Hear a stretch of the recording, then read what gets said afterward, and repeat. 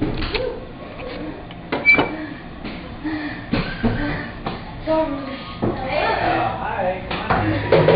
did you do last week?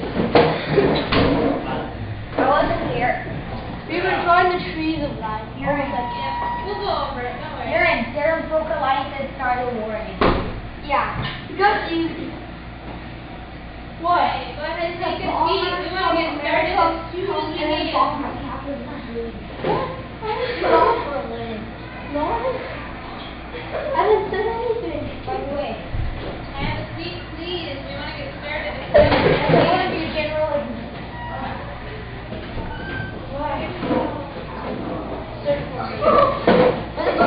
How did I say forward?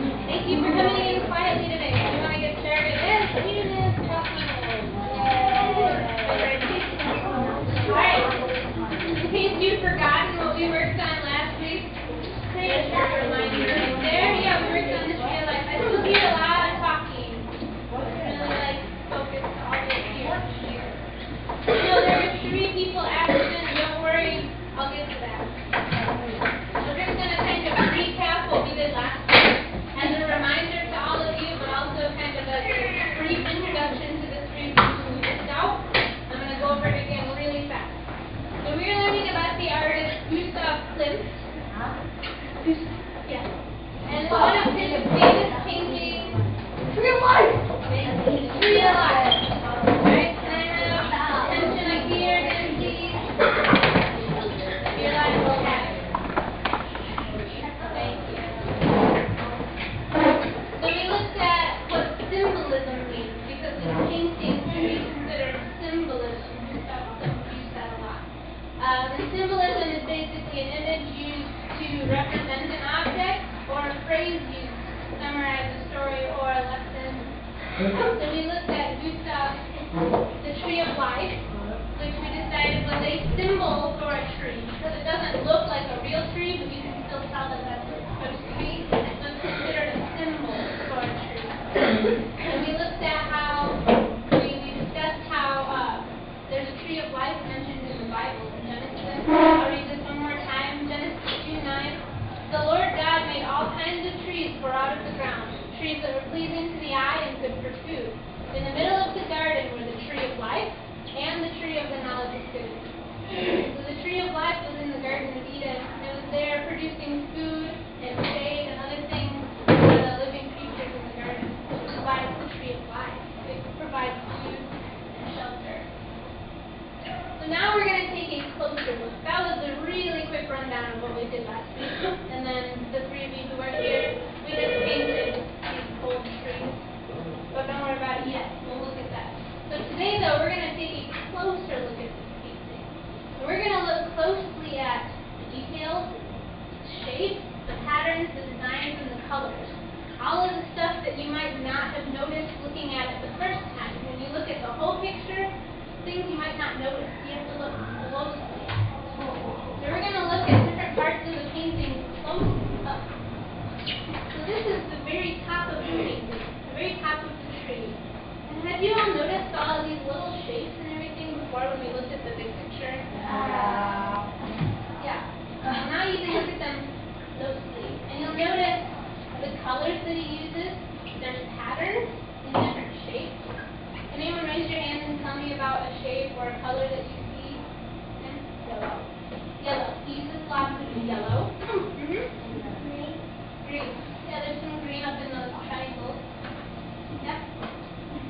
What do you notice? Black and white circles. Black and white circles. There's a lot of those right there. Yep. Like, things that look like eyes. Yeah, those, I'm not really sure what those are supposed to be. I thought they kind of looked like a beehive maybe, but they also kind of look like eyes. I know. A lot. Pink. Yeah, I do see them. You're right. Green. Green. Yeah. So we look at a lot of these shapes and colors that he uses, and there's a word used to describe these colors that he uses. It's called neutral. You ever heard someone describe a color as neutral? No. Neutral is what you call a color that's not very bright or isn't really a color at all. Like brown, tan. A lot of people consider black and white to be neutral. They're just not very bright. They're not colorful. They don't catch your eye very well, not necessarily, unless they're mixed together. So black and white together makes the white look really bright. So overall, he uses a lot of these neutral colors. You don't see any red, Green. or bright Green. but it's a dull green, right? It's not like neon green. So it's pretty neutral. And then you also see that he repeats a lot of the shapes. Like that beehive, eye shape, whatever that is. He repeats it down through the tree. There's only 2 of them here at the top, but we'll see more. And then also that weird little line of green triangles over there, that gets repeated down through the tree. Now we take a look at the middle of the tree. There's some more of those green triangles and one more. There's a face. You have face? The eye. Yes. I think I see what you mean, actually. You see, now in the middle of the tree, there's a little bit more color. There's a big green shape with some other shapes inside of it. And does anyone notice it's a little hard to see on the screen, but you can see it up in between some of the branches. There's those like white marks, those kind of like whiteouts. If you look really closely along here, you can see writing, like really light pencil writing. This painting was actually just a sketch. He put this much work into a painting that was just a sketch. Wow. Because he actually turned this painting later into a huge wall mosaic. But I actually can't find any pictures of it. I don't know if it got destroyed or what. But this painting is what's famous. It was just a sketch, too. So he actually did this probably pretty fast. It doesn't look like a sketch. I know. It doesn't look like anything I would do for a sketch. But you see more black, more white, more neutral colors. But then we take a look way down at the very bottom of the tree. This is a small garden. Yeah, you see there's like a garden in the bottom. There's like a green square, a green rectangle. It's like a grape.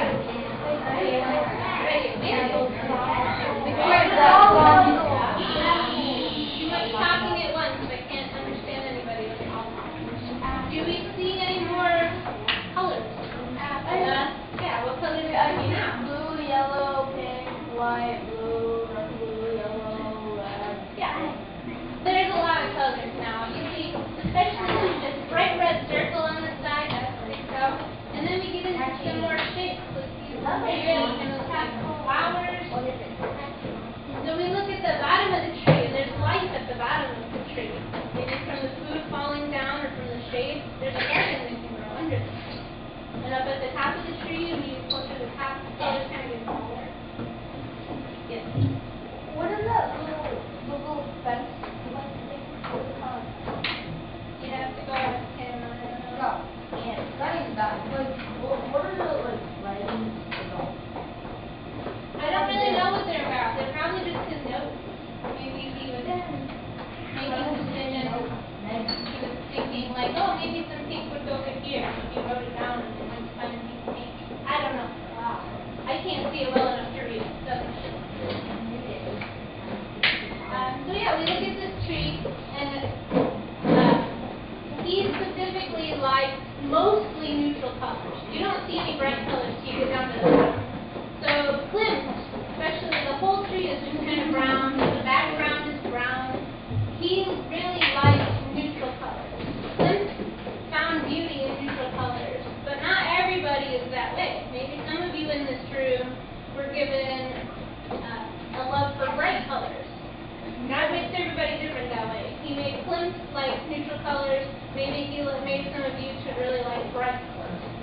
So when we work on our trees again today, you can use your own personal preference in your tree. You can either stick to neutral colors, or you can go with the really bright colors. It'll be up to you as the artist of the tree. So you can either follow Klimt in his neutral colors, or you can just make up your own crazy bright tree. That'll be up to you. And I'll be very excited to see all the different trees we come up with. Alright, so we've noticed that he uses a lot of the shapes, and he repeats a lot of shapes. He repeats that weird eye shape, and he repeats those little line of green triangles that are up at the top of that picture. And you can see that a few different places on the tree. He uses a lot of just squares and circles and a lot of black and white. But you don't have to use black and white. He is here. I guess he really likes Klimt.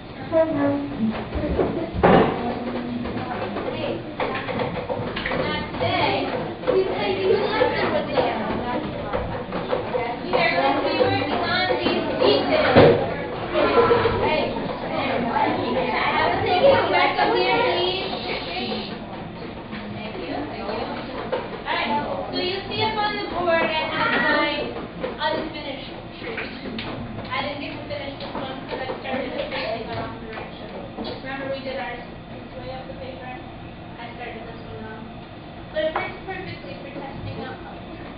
So you see, I've already started to add some decorations tonight. And did I stick with the neutral colors, or did I find the bright colors?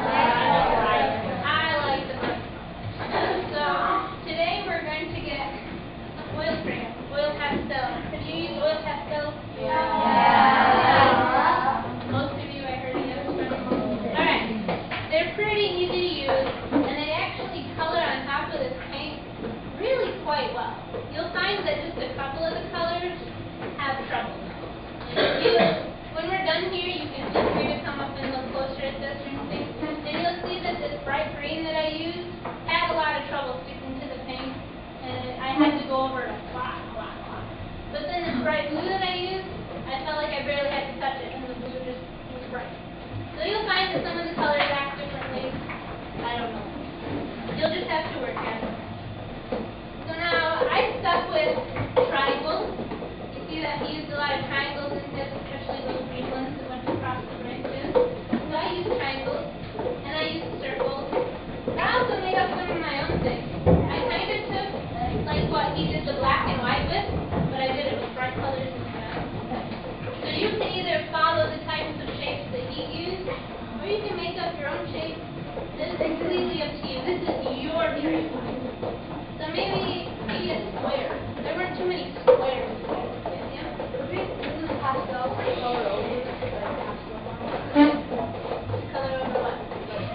Like feet something? Like color over pastel? Yeah, I think so. Alright, so maybe squares. So I'm going to do find this color I didn't make it. How about some gray? So gray square. And I would just think about, like I've already got some shapes done here, but this part of my tree is pretty bare. You got to be kind of thoughtful about it. You don't want to put all your patterns just on this side.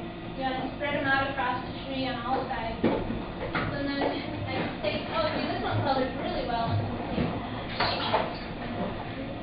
Big silver square. Doesn't show up too well. The silver and gold are both really shiny. They're kind of close. There's my gold, my silver square on my gold tree.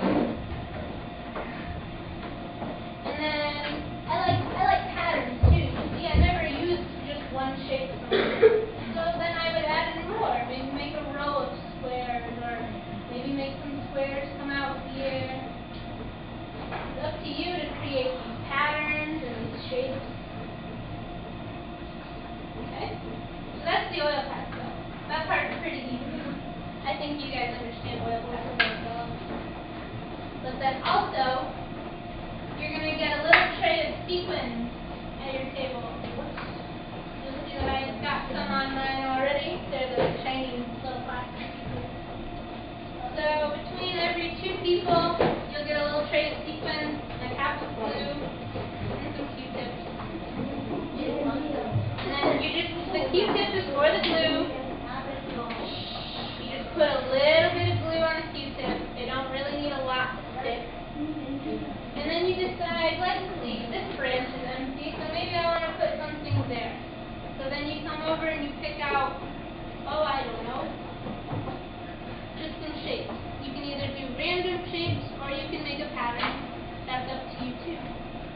can put up a picture of the tree of life again once we get started, so you can take a look at the shapes and patterns again.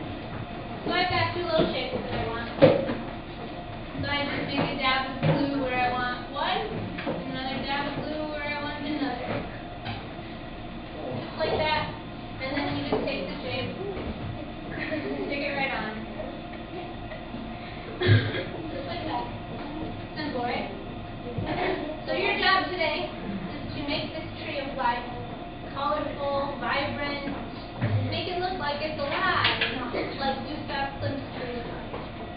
But you can choose to either use all bright colors, or you can choose to go Klimt's way and use neutral colors. Okay? Anyone have any questions? Of course you can use both. He used both, right? At the bottom of his tree were a lot of colors, but then up at the top was all neutral. Yeah? Like, you like neutral colors, but me just not use any of The sequins? them.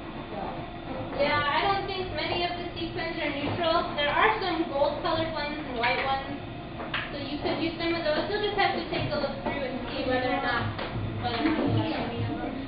But yeah, if you really just don't like any of the sequins, you don't have to. But then I want you to do more with the oil pastel, because I want you to cover as many of these spots on your tree. Alright, any other questions? Alright, let's get started. And for those three of you who are gone, I happen to have 3 examples that I've made and practiced ones before, so you can just help me out finish those ones off. Alright? Would you mind listening to me? I wasn't here. I wasn't here. Who wasn't here? Wait, I remember. I only remember there. I remember.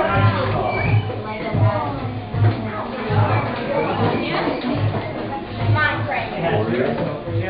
No, wait, this was Maria right there. That was right